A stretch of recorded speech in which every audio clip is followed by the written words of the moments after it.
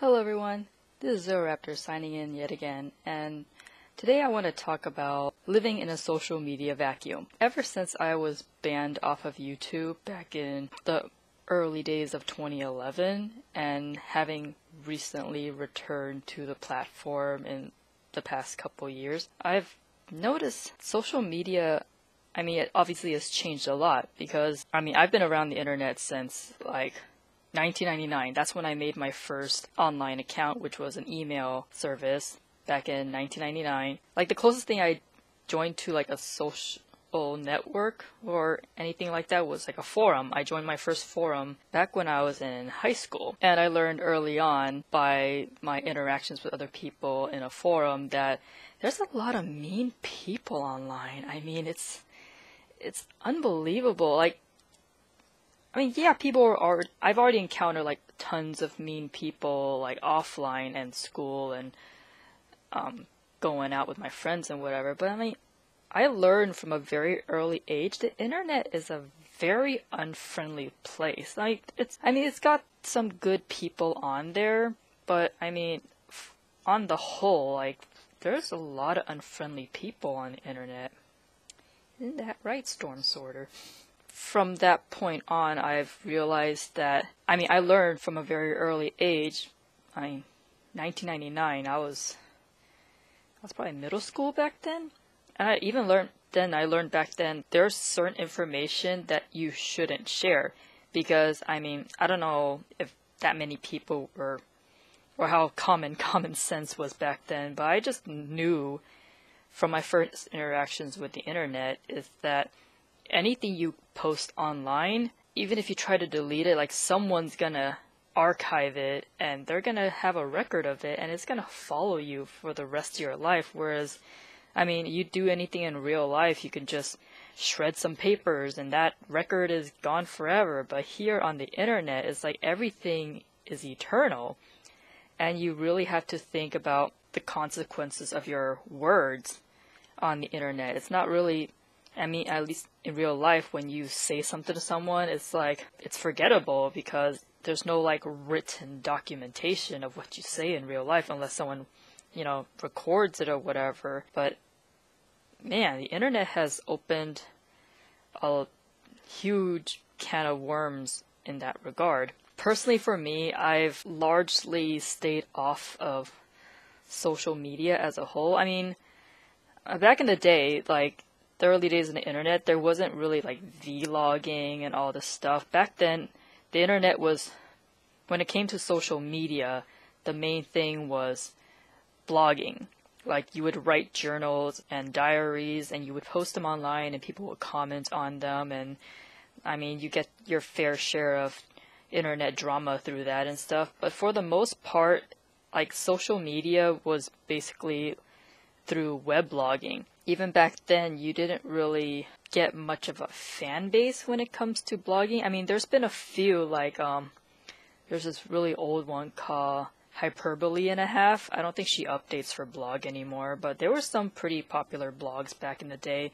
As a whole, I don't remember there being any sort of major backlash when it came to weblogging, because my friends and I, we used to have accounts on this old weblog site called Zanga, and we would post up journals and interact with each other through that. And for the most part, we kind of kept within our little circles. We didn't really go all out and advertise our blogs everywhere. It was pretty intimate back in the days. The only way for us to know whose blog is whose is if we actually talk to each other in real life or go through AOL Instant Messenger, say, hey, my blog's over here, you want to check it out or read and stuff. And that was pretty much how social media was back then. It was very intimate. It wasn't, some of them could be political, but it's not to the point where people get really divisive about it. Again, there was the occasional arguments that popped up here and there, but that was my social media growing up.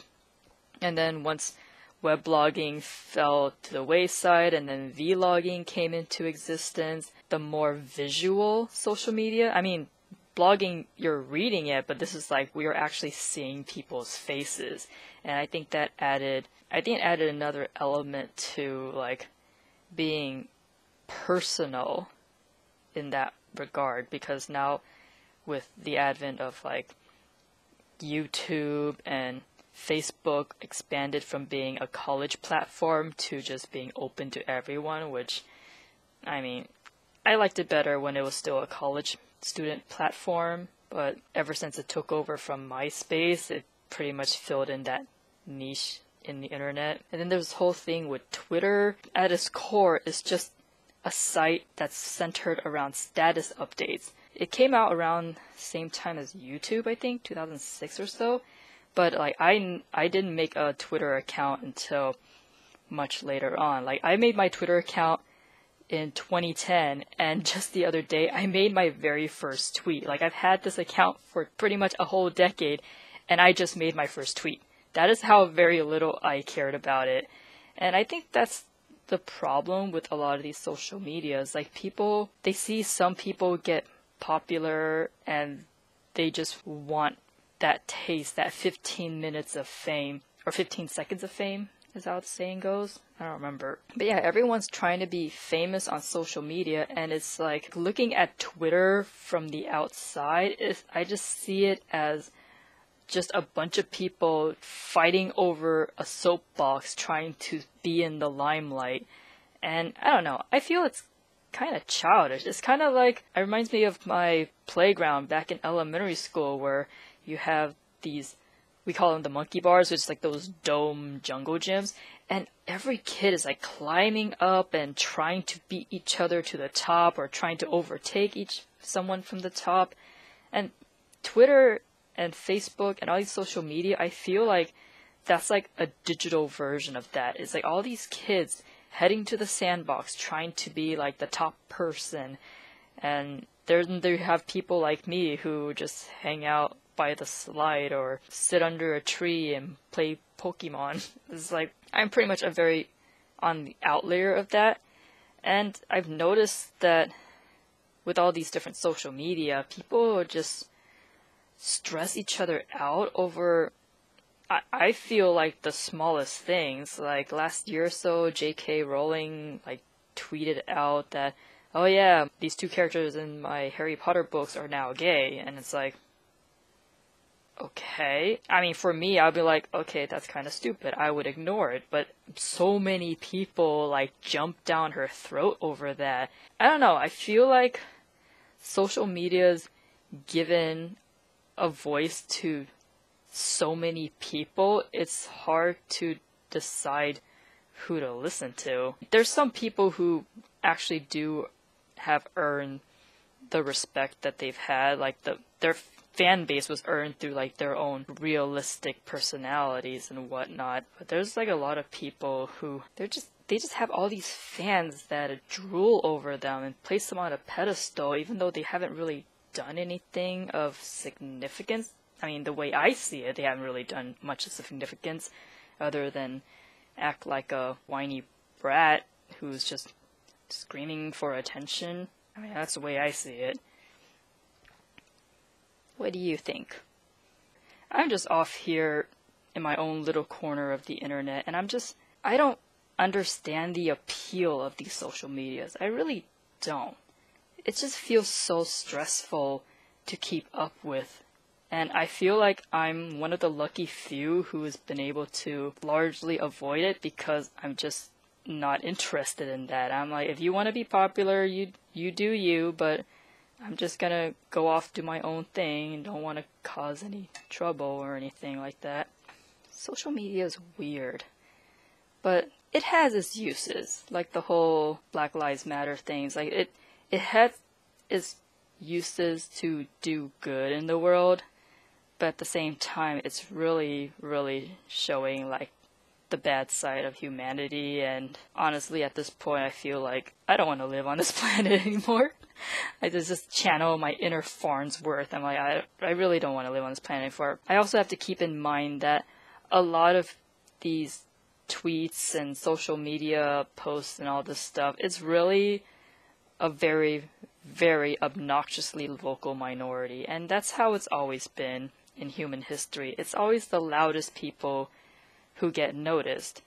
And there's a lot of good people out there who end up just not getting noticed because they're not loud and obnoxious. And I don't know, I find it sad that human society is centered around putting these loud and obnoxious people on a pedestal, and all these other good people who are like inventive and innovative just get pushed to the side. But I mean, at least one good thing is Tesla is finally getting his due after being like pushed over by Edison and all those other people. Bright side to all this, hey, SpaceX was a success.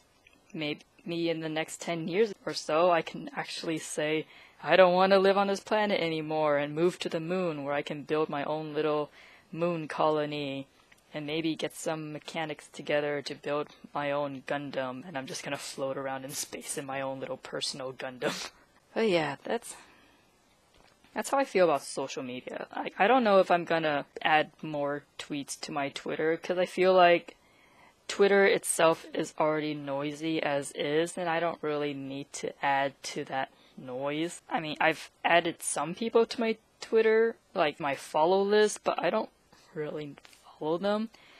And then what's the other one? Instagram. Like, I've had friends and family who are like, dude, you need to get an Instagram. And me, personally, like, I don't take pictures very much, so Instagram would be pretty useless for me. I mean, I also have an account on there, but again, just like my Twitter account, I don't really use it very much. I mean, if I have friends that I can only stay in contact via Twitter or Instagram, then I'll use it, but for the most part, I'm fine with being on Facebook and staying in contact with my friends on there, even though Facebook is just another like loud, obnoxious social media. But at the very least, I've been able to keep myself contained to my own circle of friends.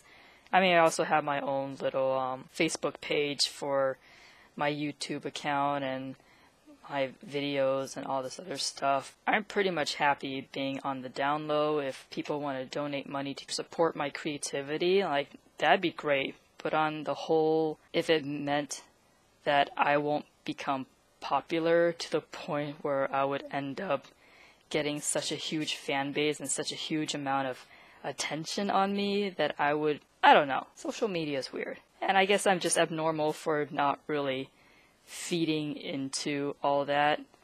But I mean, look at me, I don't have any gray hairs, and I've noticed a lot of people on social media, it's like they're stressing out over every little thing, and it's like, how you guys still have your melanin and all this stuff intact? Because I would assume that you're stressing out to the point you're all like graying out. But yeah, that's how I feel about social media. So until then, I'm just gonna keep staying in my little limited social media vacuum and just watch the world scream at each other. I mean, some of it's amusing, other times it's just like, I don't want to get involved. I'll just watch from afar with my little bucket of popcorn and just building my little model kits. So that's it for now. Till next time, this is the Raptor signing off. Laters.